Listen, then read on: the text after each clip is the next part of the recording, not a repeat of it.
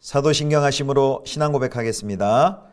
전능하사 천지를 만드신 하나님 아버지를 내가 믿사오며 그 외아들 우리 주 예수 그리스도를 믿사오니 이는 성령으로 잉태하사 동정녀 마리아에게 나시고 본디오 빌라도에게 고난을 받으사 십자가에 못 박혀 죽으시고 장사한 지 사흘 만에 죽은 자 가운데서 다시 살아나시며 하늘에 오르사 전능하신 하나님 우편에 앉아 계시다가 저리로서 산자와 죽은 자를 심판하러 오시리라.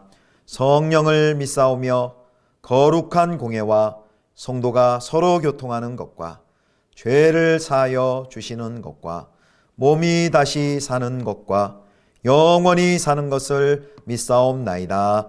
아멘.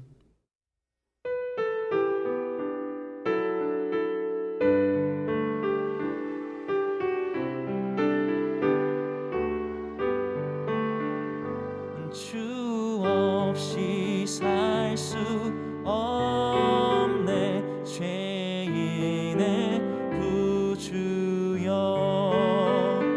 그 귀한 보배 피로 날 구속하소서 구주의 사랑으로 흘리신 보혈이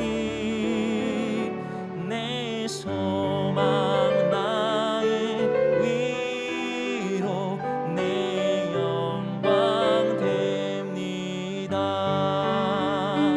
주 없이 살 수 없네 나 혼자 못 서리 힘없고 부족하며 지혜도 없도다. 주는 나의 생명 또 나의 힘이라 주님을 의지하여 지혜를 얻으리. 주 없이 살 수 없네 내 주는 아신다. 내 영의 깊은 간구 마음의 소원은 주밖에 나의 마음 이알아주리요. 내 마음 위로하사 평온케 하시네. 주 없이 살 수 없네 세월이 흐르고 이 깊은 고독 속에 내 생명 끝나도 사나운 풍랑일 때 날 지켜주시니 내 곁에 계신 주님 늘 힘이 됩니다.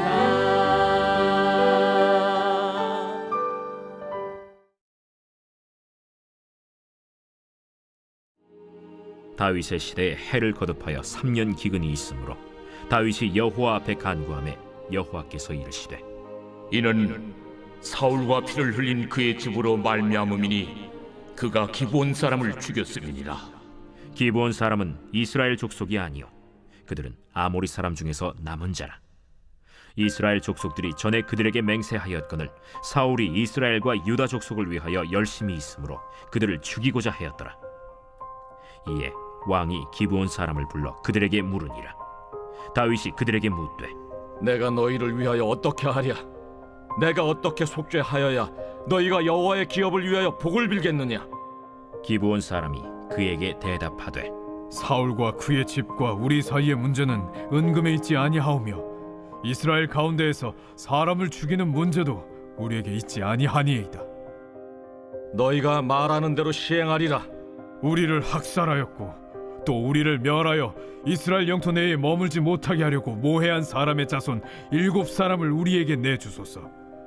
여호와께서 택하신 사울의 고을 기브아에서 우리가 그들을 여호와 앞에서 목매어 달겠나이다. 내가 내주리라. 그러나 다윗과 사울의 아들 요나단 사이에 서로 여호와를 두고 맹세한 것이 있으므로 왕이 사울의 손자 요나단의 아들 무비보셋은 아끼고 왕이 이에 아야의 딸 리스바에게서 난 자 곧 사울의 두 아들 알모니와 무비보셋과 사울의 딸 메랍에게서 난 자 곧 무홀랏 사람 바르실레의 아들 아드리엘의 5 아들을 붙잡아 그들을 기브온 사람의 손에 넘기니 기브온 사람이 그들을 산 위에서 여호와 앞에 목매어 달매 그들 7사람이 동시에 죽으니 죽은 때는 곡식 베는 첫날 곧 보리를 베기 시작하는 때더라. 아야의 딸 리스바가 굵은 배를 가져다가 자기를 위하여 바위 위에 펴고 곡식 베기 시작할 때부터 하늘에서 비가 시체에 쏟아지기까지 그 시체에 낮에는 공중의 새가 앉지 못하게 하고 밤에는 들짐승이 범하지 못하게 한지라.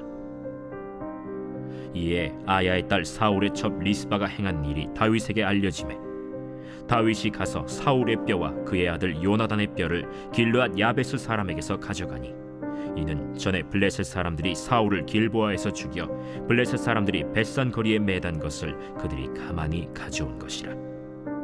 다윗이 그곳에서 사울의 뼈와 그의 아들 요나단의 뼈를 가지고 올라오매 사람들이 그 달려 죽은 자들의 뼈를 거두어다가 사울과 그의 아들 요나단의 뼈와 함께 베냐민 땅 셀라에서 그의 아버지 기스의 묘에 장사하되 모두 왕의 명령을 따라 행하니라. 그 후에야 하나님이 그 땅을 위한 기도를 들으시니라. 성도 여러분, 좋은 아침입니다. 매일 성경 사무엘하 21장 1절에서 14절까지의 말씀으로 하나님 말씀 묵상하겠습니다. 오늘 제목은 저주를 끝낸 십자가입니다. 21장부터 24장까지는 다윗이 통치하던 시기의 사건들을 모아놓았습니다. 21장에는 다윗 시대 흉년이 이제 3년이 들었다라고 나오는데요. 그 이유를 이제 1절에 보면 설명되어 있습니다. 다윗이 이제 하나님께 그 이유를 간구하자 이런 응답을 받습니다. 1절입니다. 다윗의 시대에 해를 거듭하여 3년 기근이 있으므로 다윗이 여호와 앞에 간구하매 여호와께서 이르시되 이는 사울과 피를 흘린 그의 집으로 말미암음이니 그가 기브온 사람을 죽였음이니라 하시니라. 아멘. 그러니까 사울이 기브온 사람들을 학살했다는 건데요. 이 기브온 사람들은 여호수아에서 보면 여호수아와 기브온 족속 간에 이제 맺은 평화 조약 언약이 있습니다. 이제 기브온 백성들은 이제 가나안 토착 부족 중에 이제 한 부족인 것이죠. 비록 아모리 족속의 이제 후손이지만 하나님께서는 그 언약 하나님의 백성 이스라엘과 이제 평화 조약을 맺은 그 기브온 사람들을 학살하는 것을 결코 허용하지 않으십니다. 그래서 이 1절 말씀은 하나님께서는 하나님의 허락 없이 어떠한 진멸, 헤렘이라 그러죠. 진멸도 허락하지 않음을 보여줍니다. 그리고 이 언약의 준수의 의무를 위반했을 때는 이스라엘도 예외 없이 심판을 받았음을 알 수 있습니다.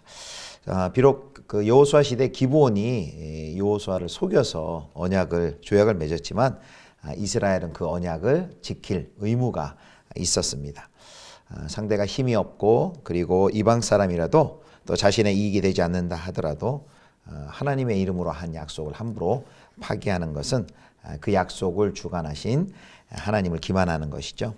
그래서 우리가 아무리 작은 약속이라도 주님 앞에서 한 것이니 우리가 그것을 가볍게 여기지 말아야 합니다. 특별히 기브온과 같은 이 땅의 이제 이방인들, 또 이주민들, 또 외국인 근로자들과 같이 사회의 약자들을 향한 또 우리 교회의 관심이 끊이지 않아야 할 것입니다. 자, 이제 다윗이 기근의 원인을 깨닫자 기본 사람들을 불러서 어떻게 이 문제를 해결할 것인가를 묻습니다. 그러니까 이제 기본 사람들이 대답합니다. 이 문제는 은금으로 해결할 수 있는 문제가 아니다. 또 그리고 또 이스라엘 사람들을 자신들이 죽이겠다는 요구할 권리도 우리에게는 없다라고 답합니다. 그러자 다윗이 그래도 그들이 말하는 대로 시행할 것이니 말을 해보라라고 얘기를 합니다. 그러자 그들이 이제 6절과 7절에 이렇게 얘기하죠. 자손 7사람을 우리에게 내주소서. 여호와께서 택하신 사울의 고을 기브아에서 우리가 그들을 여호와 앞에서 목매어 달겠나이다 하니 왕이 이르되 내가 내주리라 하니라. 그러나 다윗과 사울의 아들 요나단 사이에 서로 여호와를 두고 맹세한 것이 있으므로 왕이 사울의 손자 요나단의 아들 무비보셋은 아끼고. 기브온 사람들은 그 사울과의 7 아들을 택해서 자신들에게 넘기면 그들을 산 위 여호와 앞에서 목매달겠다라고 말합니다. 다윗은 결국 허락을 합니다. 그런데 특별히 이제 요나단과 맺은 언약을 맹세를 기억해서 요나단의 혈육이었던 무비보셋만은 제외를 하고 그를 살리죠. 그래서 이제 7명을 택하는데요. 아야의 딸이고 사울의 처분 리스바의 2 아들 알모니와 무비보셋. 이 무비보셋은 요나단의 아들 무비보셋이 아닙니다. 또 다른 무비보셋인데 붙잡고 또 사울의 딸 메랍의 5 아들. 그래서 총 2명, 5명, 그래서 7명을 택해서 기본 사람들에게 넘겨줍니다. 그리고 그 기본 사람들은 산 위에서 요 앞에 그들을 이제 목매 달게 되죠. 이 보복 후에 피해 보복 후에 이제 사울의 첩이고 아야의 딸인 리스바가 굵은 배를 가지고 와서 반석 위에 펴고 또 곡식 배기 시작할 때부터 또 하늘에서 비가 쏟아질 때까지 또 낮에는 이제 공중의 새가 그 시체를 훼손하지 않도록 또 밤에는 들짐승이 훼손하지 않도록 계속해서 시체들을 지키게 됩니다. 또 이 소식을 들은 다윗은 사울의 가족의 묘실을 만들어서 사울의 가문을 한 자리에 사울의 가문의 죽은 자들을 한 자리에 이제 묻어줍니다. 오늘 본문을 통해 우리는 피해 복수는 끝이 없다라는 것을 확인합니다. 학살은 또 다른 학살을 낳고 결국 기브온의 눈물은 리스바의 피눈물로 변화되게 되지요. 그래서 성경은 사울의 족속들이 받은 저주를 통해서 하나님의 아들이 대신 받으신 저주를 바라보게 합니다. 그래서 이 사건은 오늘 사울의 족속들 아들들이 받은 이 저주의 이야기는 바로 우리의 이야기로 귀착이 됩니다. 왜냐하면 인류의 시조가 범죄함으로 그 저주가 우리에게도 임했고 그로 인해서 그의 후예인 우리도 내어줌을 당해야 하는 처지이기 때문입니다. 예수님께서는 친히 나무 십자가에 달려 자기의 피를 흘리심으로 우리의 죄를 대신하여 저주를 받으시죠. 갈라디아 3장 13절 말씀입니다.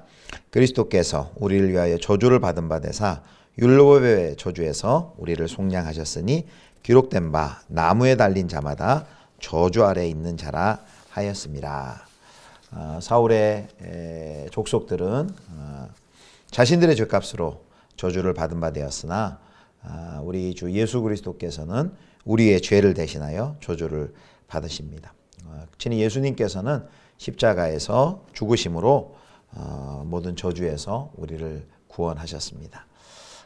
그래서 오늘 우린 이 이야기를 통해서 다시 한번 우리를 저주에서 구원하신 예수 그리스도를 바라볼 수 있게 됩니다. 그리고 또 지금 복수를 위해 또 저주 가운데서 신음하고 있는 그 사람들을 향해 이 생명의 복음 또 이 자유케 하는 복음을 우리는 전해야 함을 다시 한번 깨닫게 됩니다. 다시 한번 우리를 저주 가운데서 구속하신 하나님의 은혜에 감사하면서 또 이 복음을 저주 가운데 있는 우리 주변과 이웃 사람들에게 증거하시는 사랑하는 성도님들 되실 수 있기를 주님의 이름으로 축원합니다. 기도하겠습니다. 하나님, 죄와 사망의 저주 아래 있었던 우리들을 구속하시기 위하여서 십자가 지신 우리 주 예수 그리스도의 사랑을 이 아침에 다시 한번 생각합니다. 하나님 끝없는 복수가 난무하고 저주 가운데 신음하는 이 세상 가운데 우리를 구속하시기 위하여 이 땅에 오신 그리스도 예수의 이 십자가의 생명의 복음을 또 전하고 증거하는 저희가 되게 하여 주옵소서. 우리 구주 예수 그리스도의 이름으로 기도드립니다. 아멘. 하늘에 계신 우리 아버지여, 이름이 거룩히 여김을 받으시오며 나라의 임하옵시며 뜻이 하늘에서 이룬 것 같이 땅에서도 이루어지이다. 오늘날 우리에게 일용할 양식을 주옵시고 우리가 우리에게 죄 지은 자를 사하여 준 것 같이 우리 죄를 사하여 주옵시고 우리를 시험에 들게 하지 마옵시고 다만 악에서 구하옵소서. 대개 나라와 권세와 영광이 아버지께 영원히 있사옵나이다. 아멘.